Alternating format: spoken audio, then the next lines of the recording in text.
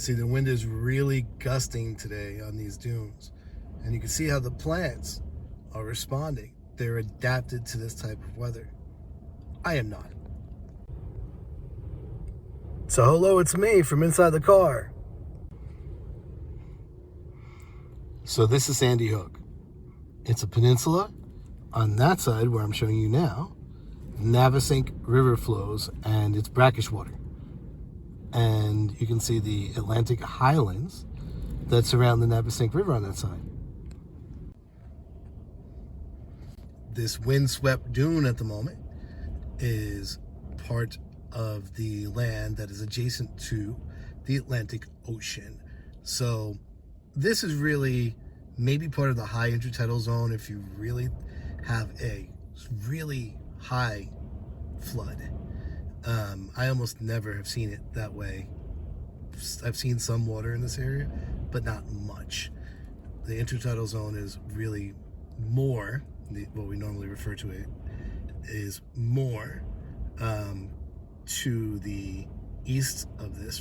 Beyond, we're talking 100 meters to the east, where it does often get flooded at the high tide mark, and the water would recede to the low tide mark, and that is also sometimes referred to as the littoral zone over in that direction, but really littoral is more for like big lakes and stuff. So although I really didn't come here to talk about ecosystem services yet again, I will mention briefly that an area like this is highly adapted to these conditions. And again, you can see the basically looks like a monoculture, although it's not entirely. It's low biodiversity of vegetation in this area because it can withstand high winds. It can withstand flooding, which leads it to be a pretty good buffer against storms, which again, this runs parallel to the coast and the Atlantic Highlands that you see over there, across the bay, across the river, really called the Bayside, but it's really the Navesink River as well, especially in this spot. But if you take a look over there, we are providing with this dune some protection. There is some flooding protection as well. If this was to hit that coast, which is more forested directly, then those trees would not survive as well. And the reason they can survive at this point is because of this dune area, which again is parallel to the Atlantic Highlands over there. We will show you some more on the wetlands and how they function as well later. But I do want to talk about not just ecosystem services. Well, this is an ecosystem service we're going to talk about next, but more specifically dealing with global climate change and carbon sources and sinks.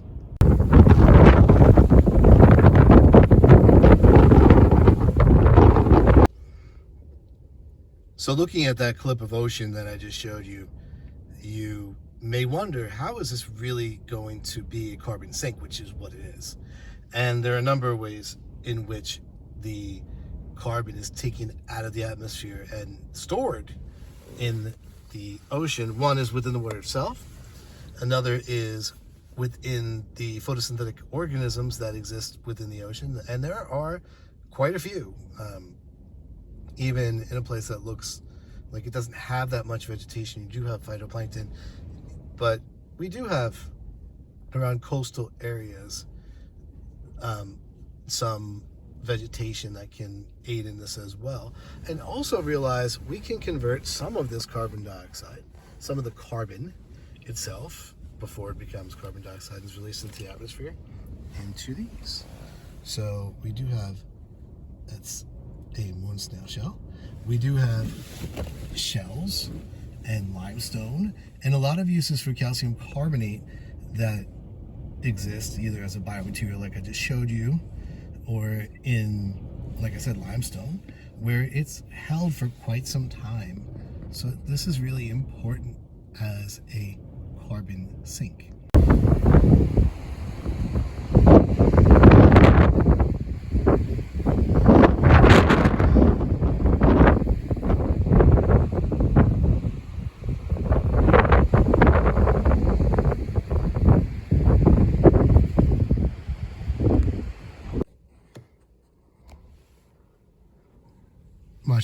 cedar also pretty well adapted to this environment, obviously, and able to deal with the wind. But as you just saw in the wetland on the river/bay side, that there's a fair amount of grass. We're talking another basic monoculture, if you will, but high in productivity.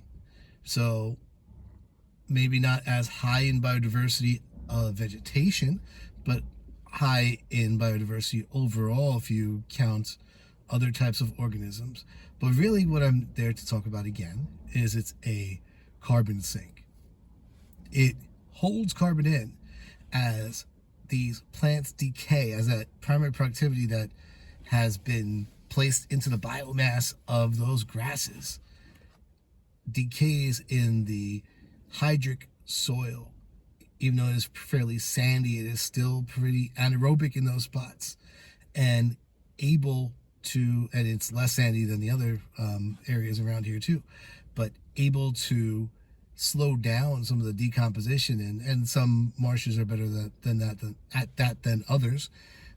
But especially if you go into tropical places, the decomposition will be a bit faster, but still much slower than a lot of the ecosystems around them.